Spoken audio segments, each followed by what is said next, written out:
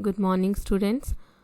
आज हम पढ़ेंगे क्लास 9th साइंस का chapter 10 chemical reactions and equations. ये नया चैप्टर है, नया टॉपिक स्टार्ट करने जा रहे हैं। तो सबसे पहले हम समझते हैं कि केमिकल रिएक्शन क्या होता है। केमिकल रिएक्शन एक ऐसा प्रोसेस है जिसमें दो या दो से अधिक मॉलिक्यूल्स जो होते हैं वो जो दो या दो से अधिक मॉलिक्यूल्स क्या करते हैं, इंटरैक्ट करते हैं और एक नया प्रोडक्ट बनाते हैं। ये जो नया प्रोडक्ट है उसे हम बोलते हैं प्रोडक्ट बोलते हैं, मतलब नया एक केमिकल बन रहा है। दो केमिकल यानी कि दो मॉलिक्यूल्स मिलकर के एक नया मॉलिक्यूल बना रहे हैं, ठीक है, जिसे हम क्या कहते हैं, प्रोडक्ट कहते हैं। और जो दो मॉलिक्यूल्स को इंटरैक्ट करके ये न्यू प्रोडक्ट बनता है उसे हम कहते हैं reactant. Compounds that interact to produce two new compounds are called reactants। और जो नया प्रोडक्ट बना है, न्यूली फॉर्म कंपाउंड, जो नया प्रोडक्ट बना है, ये कंपाउंड बना है, उसे हम क्या कहते हैं, प्रोडक्ट कहते हैं। तो ये केमिकल रिएक्शन में दो चीज़ें होती है, एक होता है रिएक्टेंट और दूसरा होता है product. Chemical reaction is in which the bonds are broken within the reactant molecule. जो दो या दो से अधिक रिएक्टेंट या जो मॉलिक्यूल्स थे जो इंटरेक्ट कर रहे थे, उनमें क्या केमिकल रिएक्शन उनमें क्या चेंजेस आते हैं, उनमें क्या होता है, उनके जो बॉन्ड्स होते हैं वो ब्रेक हो जाते हैं और कुछ नए बॉन्ड्स बनते हैं, जिसकी वजह से वो प्रोडक्ट मॉलिक्यूल है वो बनता है in order to form a new substance.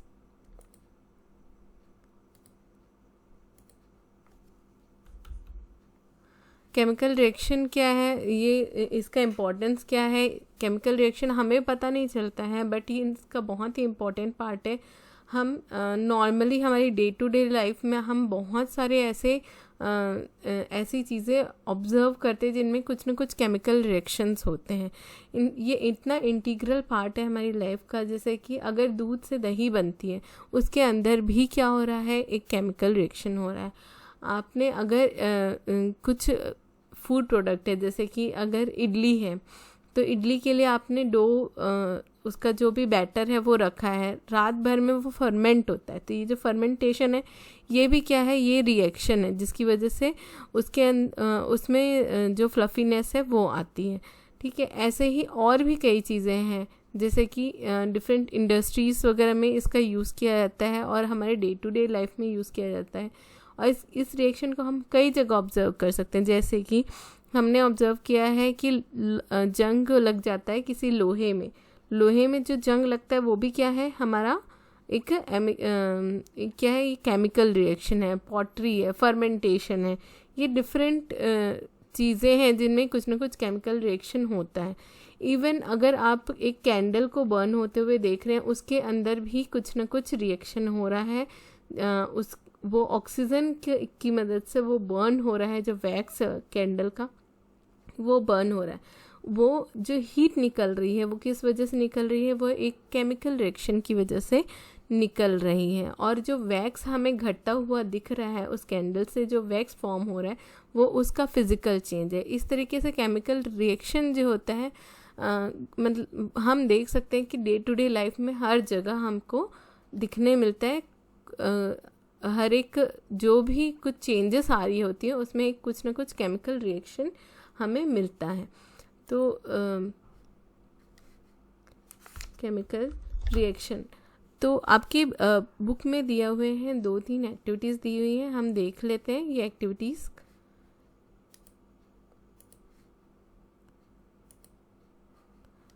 देखिए, सबसे पहली जो एक्टिविटी आपके बुक में दी हुई है वो है मैग्नीशियम रिबन को जलाने का एक्सपेरिमेंट है, जिसके अंदर हम एक मैग्नीशियम रिबन लेते हैं।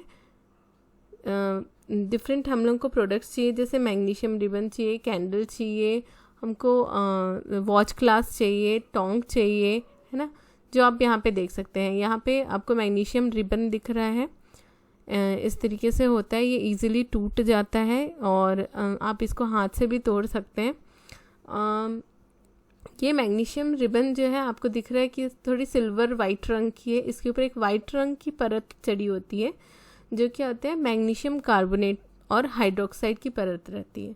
ये क्या एक प्रोटेक्टिव कवरिंग है, जिसकी वजह से आसानी से आप इसको मतलब ये कोरोड नहीं होता है, इसमें जंग नहीं लगता है, या इसका जो प्योर मेटल फॉर्म है उसमें कोई भी चेंजेस नहीं आते हैं। पर अगर हमें इस रिएक्शन इस एक्टिविटी में इसे जला करके देखना है, पर क्योंकि इसके ऊपर मैग्नीशियम कार्बोनेट की एक परत चढ़ी हुई है तो इसको पहले हम जला करके देखते हैं, तो हमको पता चलता है कि ये आसानी से नहीं जल रहा है क्योंकि उसके ऊपर एक प्रोटेक्टिव लेयरिंग है। अब इसको हमें जला करके देखना है तो हम क्या करेंगे, हम ये कर सकते हैं कि इसका जो मैग्नीशियम कार्बोनेट का जो लेयर है उसको एक सैंड पेपर की मदद से हटा सकते हैं। तो इस तरीके से पहले आप ये करेंगे कि आप उसको रब कर लीजिए।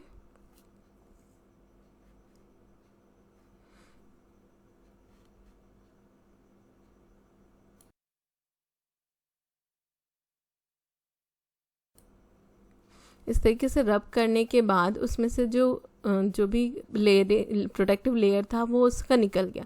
अब इसको हम केयरफुली अपने हाथों से आँखों से दूर रखते हुए इसको हम बर्न करके देखेंगे। केयरफुली हमें ये रिएक्शन करना है, हमेशा लैब में करना है, किसी बड़े के निगरानी में करना है, किसी टीचर की निगरानी में करना है।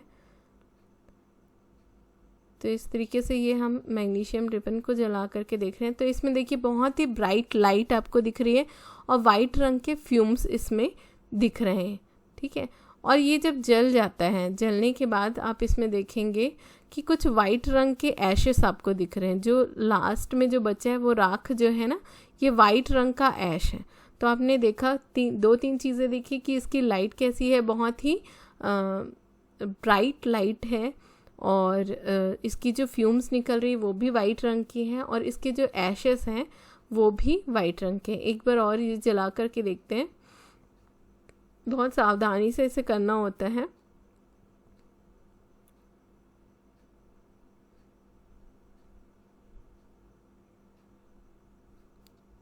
इसकी जो वाइट रंग की ऐश जो निकल रही है इसको हम इसके ऊपर जब हम थोड़ा सा वाटर, मतलब इसको अगर वाटर में थोड़ा सा मिला करके देखें, है ना, तो ये क्या है, ये मैग्नीशियम ऑक्साइड बना हुआ है। ये जो आपको दिख रही है यहाँ पे वाइट ऐश, ये क्या है, मैग्नीशियम ऑक्साइड है। तो जब आप इसको वाटर में मिला करके देखते हैं तो ये एक बेसिक सॉल्यूशन बन जाता है, और ये रेड लिटमस पेपर को जो है वो ब्लू कर देता है। तो यहाँ पे आप देख सकते हैं ये रिएक्शन कैसा हो रहा है। मैग्नीशियम जो है वो ऑक्सीजन की प्रेजेंस में जल करके हीट का साथ, मतलब हीट इसके लिए, इस रिएक्शन के लिए ज़रूरी है, मैग्नीशियम ऑक्साइड बना रहा है जो कि वाइट पाउडर के फॉर्म में है। आप इसको नोट कर सकते हैं इस रिएक्शन को। चलिए अब हम सेकेंड एक्टिविटी की तरफ आते हैं। सेकेंड एक्टिविटी एक तरीके का ये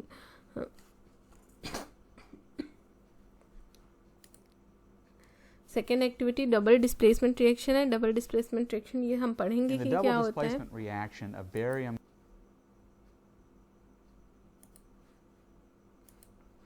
इस रिएक्शन में हमने क्या लिया है, हमने सोडियम सल्फेट लिया है, Na2SO4 एक्वस सॉल्यूशन। इसमें बेरियम क्लोराइड हमने डाला।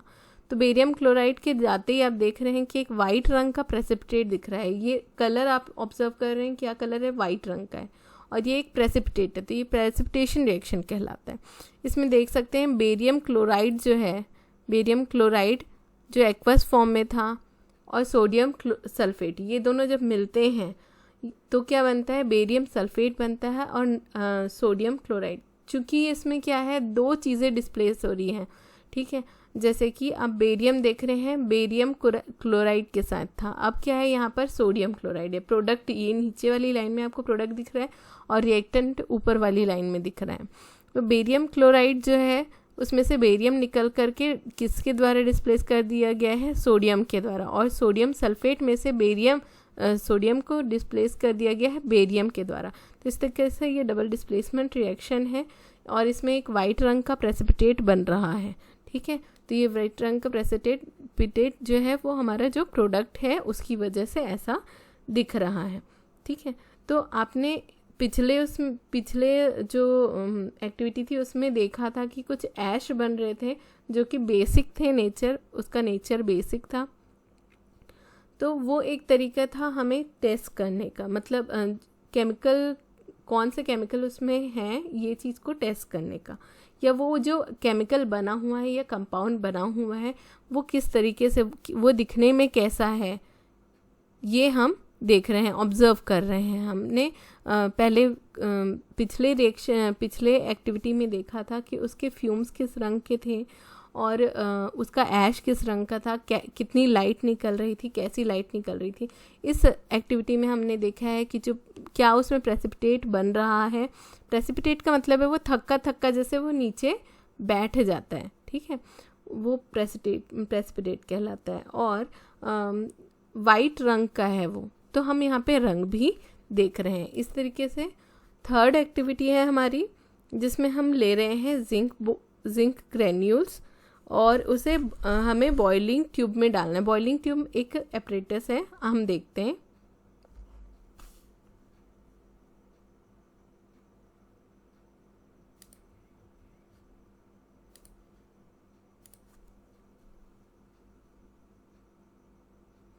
यहाँ पर हम देख रहे हैं कि जिंक ले रहे हैं और हमने हाइड्रोक्लोरिक एसिड और सल्फ्यूरिक एसिड लिया हुआ है। अब इस जिंक को हम दोनों में एसिड के साथ डाल के देखते हैं। आपकी बुक में दिया हुआ है डाइल्यूट हाइड्रोक्लोरिक एसिड के साथ में रिएक्शन कराया गया।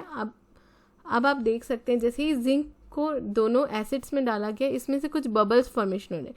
बबल्स का मतलब है गैस फॉर्म हो रही है। अब इसमें जो गैस फॉर्म हो रही है ये कुछ पॉपिंग साउंड के साथ बर्न होती है।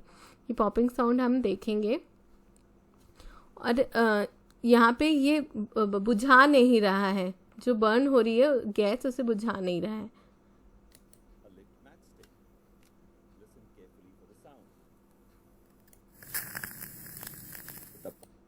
Is a clear indication that the gas. ये जो रिएक्शन आपने देखा इसमें क्या है, जो एसिड में जैसे ही हमने जिंक डाला कुछ बबल्स का फॉर्मेशन हुआ, ठीक है। बबल्स का फॉर्मेशन जो हुआ, बबल्स का जो फॉर्मेशन हुआ उसमें आपने ये देखा कि जब हम मैच स्टिक लगाते हैं तो वो मैच स्टिक जल रहा है, बुझा नहीं है। तो इससे ये पता चलता है हमें कि कार्बन डाइऑक्साइड उसमें प्रेजेंट नहीं है। अगर कार्बन डाइऑक्साइड प्रेजेंट होता तो उससे क्या होता है, मैच स्टिक बंद हो जाता है, बुझ जाता है। जैसे अगर मोमबत्ती जल रही है, आप उसको फूकेंगे तो कार्बन डाइऑक्साइड जो आपके मुंह से निकला है उसकी वजह से वो खत्म हो जाता है, बंद हो जाता है ना। बट यहाँ पे बुझा नहीं है, इसका मतलब है कि गैस जो निकल रही है वो कार्बन डाइऑक्साइड नहीं है, ठीक है। तो ऐसी छोटी छोटी चीज़ें हैं जो आपको रिएक्शन जब आप लेबोरेटरी में करते हैं तो आपको ध्यान में रखना पड़ता है, और उससे ही हमें पता चलता है कि ये पर्टिकुलर कंपाउंड कौन सा है या इसकी क्या प्रॉपर्टी है, उसको ऑब्जर्व करने में हमें मदद मिलती है। तो अभी हमने देखा जिंक को जैसे ही हमने हाइड्रोक्लोरिक एसिड में डाला तो उसमें से कुछ बबल फॉर्म हो रहा था, और वो जो बबल है वो एक गैस है। अब वो कौन सा गैस है, यहाँ पे आप देखते हैं एक मेटल जब एसिड से रिएक्ट करता है तो वो क्या बनता है, हाइड्रोजन गैस बनाता है, ठीक है, हाइड्रोजन गैस बनाता है। अब हमने ये भी ऑब्जर्व किया इसमें कि वो जब मैच स्टिक जल रही थी उसमें कुछ पॉपिंग साउंड था। पॉपिंग साउंड कैसा था, ये आप कैसे ये सिमिलर है जैसे अगर आप घर पे दिया जलाते हैं और थोड़ा सा बत्ती में पानी लग जाए और उसके बाद भी आप तेल लगा के उससे दिए को जलाते हैं तो उसमें भी इसी तरीके की पॉपिंग साउंड आती है, ठीक है, पड़ पड़ वो बचता है। तो वो जो अलग से ये जो साउंड आती है पड़ पड़, तो ये कौन सा साउंड है, हाइड्रोजन गैस का साउंड है। वाटर में भी हाइड्रोजन प्रेजेंट होता है, हाइड्रोक्लोरिक एसिड में भी हाइड्रोजन प्रेजेंट होता है, H2SO4 में भी आपका सल्फ्यूरिक एसिड में भी हाइड्रोजन प्रेजेंट होता है। तो ये जो अलग पॉपिंग जो साउंड थी आपकी वो किसकी वजह से आ रही थी, हाइड्रोजन गैस के प्रेजेंस से आ रही थी। तो अब आपको समझ में आ गया कि कहीं भी जब बर्न हो रहा है और उसमें इस तरीके की पॉपिंग साउंड आ रही है तो वहाँ पे क्या गैस निकल रही है, वहाँ पे हाइड्रोजन गैस निकल रही है। देखिए जिंक रिएक्ट करता है हाइड्रोक्लोरिक एसिड के साथ तो बनता है जिंक क्लोराइड और हाइड्रोजन गैस। नेक्स्ट हम देखते हैं, देखिए अभी हमने जितनी भी एक्टिविटीज़ की उसमें हमने क्या ऑब्ज़र्व किया। हमने ये ऑब्ज़र्व किया कि जब दो रिएक्टेंट्स जो हैं, दो केमिकल्स या कंपाउंड्स को हम रिएक्ट करवाते हैं तो वो क्या करता है, एक न्यू प्रोडक्ट बनाता है। ठीक है, वो जो न्यू प्रोडक्ट है उसकी प्रॉपर्टी सिमिलर नहीं होती, पिछले के साथ के जैसे नहीं होती। जैसे हमने बेरियम क्लोराइड और सोडियम सल्फेट का रिएक्शन करवाया था तो दोनों ही क्लियर रंग का था, उसमें कोई रंग नहीं था, ना ही बेरियम क्लोराइड में कोई रंग था, ना ही सोडियम सल्फेट में कोई रंग था। बट जैसे ही वो दोनों मिलते हैं तो वो जो हमारा जो सॉल्यूशन था वो प्रेसिपिटेट बन जाता है, लिक्विड से वो प्रेसिपिटेट बन जाता है और वो वाइट रंग का हो जाता है। तो इससे हमें पता चलता है कि कुछ चेंजेस आती हैं जब केमिकल रिएक्शन होता है। तो किन चीज़ों में हम चेंजेस ऑब्जर्व करते हैं? चेंज इन स्टेट, वो गैस में है या गैसियर फॉर्म में है या लिक्विड फॉर्म में है या एक्वस फॉर्म में या सॉलिड फॉर्म में। तो ये चेंज स्टेट में चेंज आता है। चेंज इन कलर, हमने देखा कि उसमें कलर में कुछ चेंज आता है। इवोल्यूशन ऑफ गैस, जो थर्ड एक्सपेरिमेंट हमने देखा उसमें भी क्या था, गैस निकल रही थी, हाइड्रोजन गैस, जिससे कि हमने टेस्ट किया उस रिएक्शन को कि क्या उसमें कोई केमिकल चेंजेस हो रहे हैं, क्या उसमें कोई केमिकल रिएक्शन हो रहा है। और साथ ही change in temperature as a result of reaction, temperature में कुछ चेंज आता है कि नहीं। वो जैसे अभी कोई रिएक्शन करने से टेस्ट ट्यूब वगैरह या बॉइलिंग, जैसे हमने लिया था जिंक ग्रेन्यूल तो उसमें हमने लिया था डाइल्यूट हाइड्रोक्लोरिक एसिड और जिंक ग्रेन्यूल को एक ही में डाला था, तो उसके लिए हमने एक बॉइलिंग ट्यूब ली थी। तो वो क्यों है, वो गर्मी को सहने के लिए है। ठीक है, मतलब वो रिएक्शन जो है वो गर्म रिएक्शन है, उसमें से हीट प्रोड्यूस हो रही है।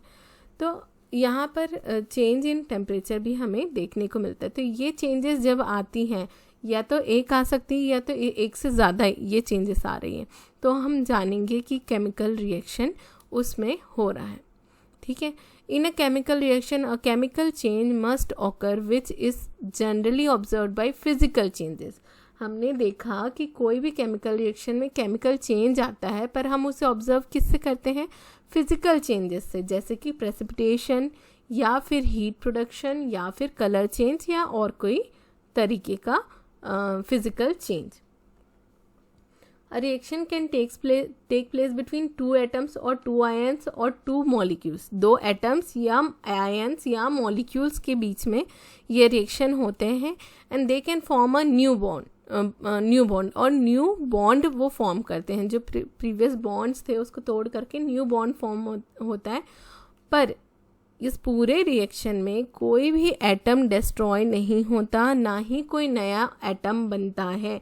हमने देखा जब बेरियम सल्फेट और सोडियम सल्फेट और बेरियम क्लोराइड के रिएक्शन में देखा हमने कि सोडियम जैसा था, सोडियम लेफ्ट हैंड साइड में जितना था राइट हैंड साइड में भी उतना ही था। क्लोराइड जितना था लेफ्ट हैंड साइड में उतना ही राइट हैंड साइड में था। तो इस तरीके से कोई एक्स्ट्रा एटम नहीं बन जाता है। अब अगर आप बेरियम और सोडियम को ले रहे हैं, ठीक है, किसी एक रिएक्शन में एक रिएक्शन लेते हैं, ए और बी को ले रहे हैं, तो जो उसका रिएक्शन के जो प्रोडक्ट बनेंगे उसमें कोई भी चेंजेस, उसके एटम में कोई भी चेंजेस नहीं आएगा, कोई नया एटम नहीं बनेगा। पर क्या होगा, एक नया प्रोडक्ट बन जाएगा जिसे हम क्या कहते हैं, प्रोडक्ट कहते हैं। और ये किससे बनता है, रिएक्टेंट से बनता है। The rate of reaction depends on and is affected by factors like pressure, temperature and the concentration of reactants। इसमें ये बताया गया है कि जो रिएक्शन हमने देखा, रेट ऑफ चेंज, जितनी जल्दी वो करेगा या कितने आराम से वो रिएक्शन होगा, वो किस पे डिपेंड करता है, उस जगह की प्रेशर, टेम्परेचर, क्या हम हीट दे रहे हैं, क्या हम गर्म पानी का उपयोग कर रहे हैं, क्या हम उसमें कुछ गर्म चीज़ें डाल रहे हैं, इस तरीके से। और ये क्या है, या फिर कंसंट्रेशन, क्या हम उसमें डाइल्यूट एसिड डाल रहे हैं, क्या हम उसमें कॉन्सेंट्रेटेड एसिड डाल रहे हैं, या जो भी सब्सटेंस डाल रहे हैं वो डाइल्यूट या कंसंट्रेटेड फॉर्म में, इस पे डिपेंड करता है कि वो रिएक्शन जल्दी होगा या लेट से होगा। नेक्स्ट हम देखते हैं, अब ये हमने देखा कि केमिकल रिएक्शंस क्या होते हैं। अब हम देखते हैं कि इन केमिकल रिएक्शंस को हम कैसे रिप्रेजेंट करते हैं। इनको रिप्रेजेंट करने के लिए केमिकल इक्वेशन का उपयोग किया जाता है।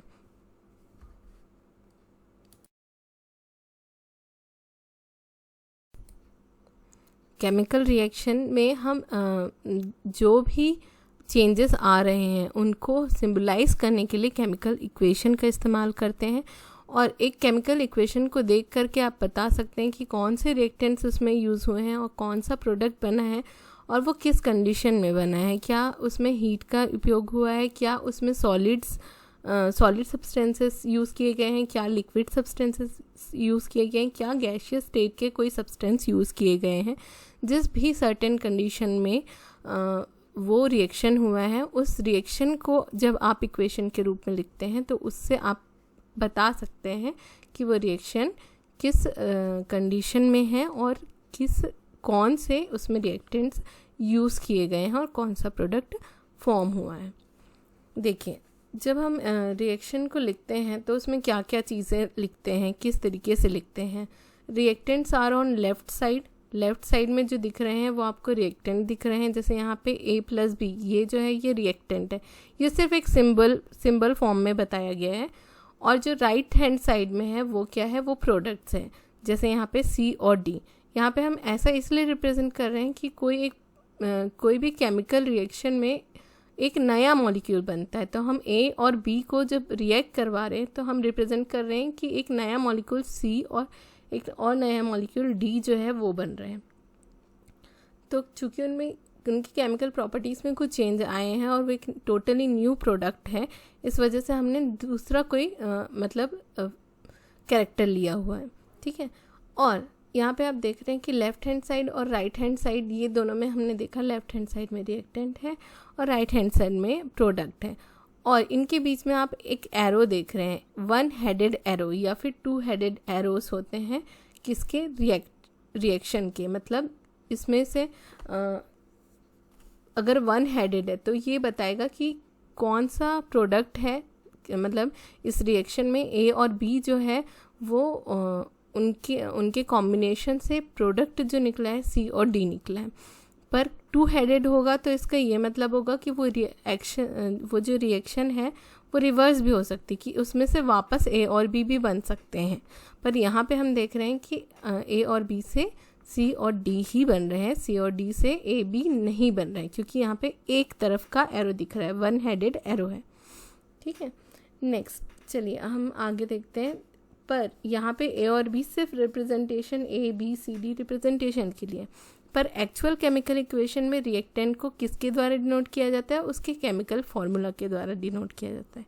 जैसे कि हम एक एग्जांपल लेते हैं, मैग्नीशियम और ऑक्सीजन, ये मिलकर के बनाते हैं मैग्नीशियम ऑक्साइड। तो यहाँ पे मैग्नीशियम और ऑक्सीजन जो हमने फर्स्ट एक्टिविटी देखी थी उसमें ये देखा था, मैग्नीशियम को हमने ऑक्सीजन के प्रेजेंस में बर्न किया था, तो जो वाइट ऐश मिली थी वो हमारे मैग्नीशियम ऑक्साइड की मिली थी। तो यहाँ पे रिएक्टेंट कौन कौन से हैं, मैग्नीशियम और ऑक्सीजन रिएक्टेंट है, और जो प्रोडक्ट जो ऐश बना है वो हमारा प्रोडक्ट है। अब इस केमिकल रिएक्शन को हम लिखते कैसे हैं, जैसे हमने A और B, A B को के बीच में प्लस साइन देके C और D का फॉर्मेशन करवाया, वैसे ही इसको लिखते कैसे हैं। जैसे हमने मैग्नीशियम ऑक्साइड का हमने रिएक्शन लिया था, तो इसमें हम मैग्नीशियम का स्टेट लिखते हैं, मतलब सिंबल लिखते हैं Mg, ऑक्सीजन का O2, क्योंकि ये गैसियस फॉर्म में तो 2 लिखा हुआ है इसमें।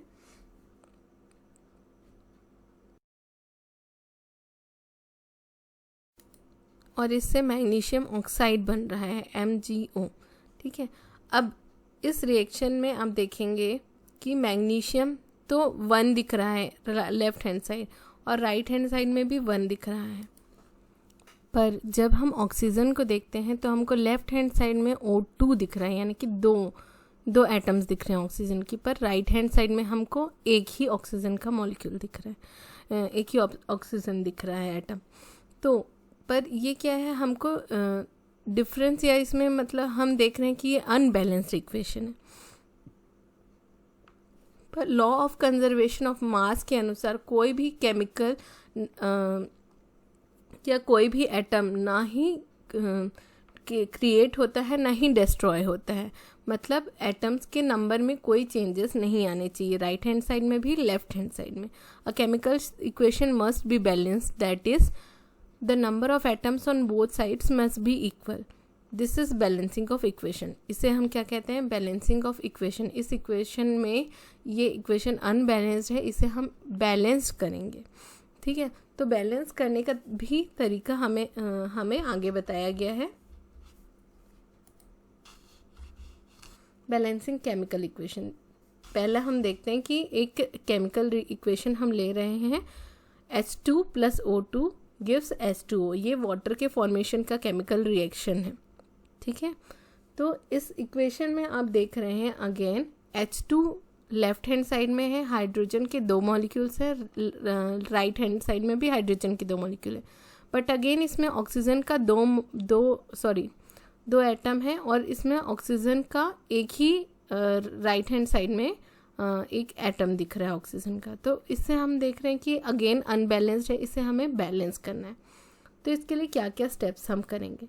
सबसे पहला स्टेप है to balance a chemical equation, first draw boxes around each formula, do not change anything inside the boxes while balancing the equation. यहाँ पे इस तरीके से एक बॉक्स फॉर्म किया गया है। ये बॉक्स आपको रियल में ड्रॉ करने की जरूरत नहीं है अपनी कॉपी में, ये सिर्फ ये रिप्रेजेंट कर रहा है कि आप H2 में कोई भी चेंजेस नहीं लाएंगे, O2 में कोई भी चेंजेस नहीं लाएंगे और H2O में भी कोई चेंजेस नहीं लाएंगे। कहने का ये मतलब है कि आप जो केमिकल है उसमें कोई चेंजेस नहीं लाएंगे। इसमें H2O2 नहीं लिख सकते आप, H4O भी नहीं लिख सकते, लेफ्ट हैंड साइड में आप ऑक्सीजन का O2 में से 2 को भी नहीं हटा सकते। मतलब कहने का ये मतलब है आप रिएक्टेंट्स या प्रोडक्ट में कोई भी चेंजेस नहीं लाएंगे। उसको बैलेंस करने का मतलब है उनकी क्वांटिटी में चेंज लाना है। क्वांटिटी में चेंज कैसे ला सकते हैं, जैसे H2 है, इसकी क्वांटिटी अगर हमको बढ़ानी है तो इसमें 2 सामने लगा देंगे तो कितने मॉलिक्यूल हो जाएंगे। अगर मैं इसके सामने 2 लगा देती हूँ,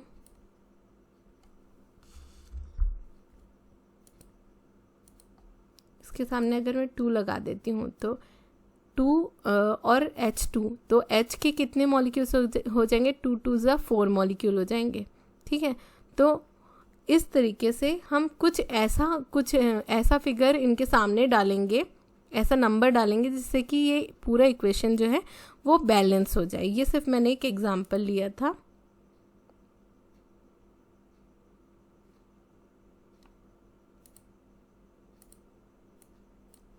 चलिए हम आगे बढ़ते हैं।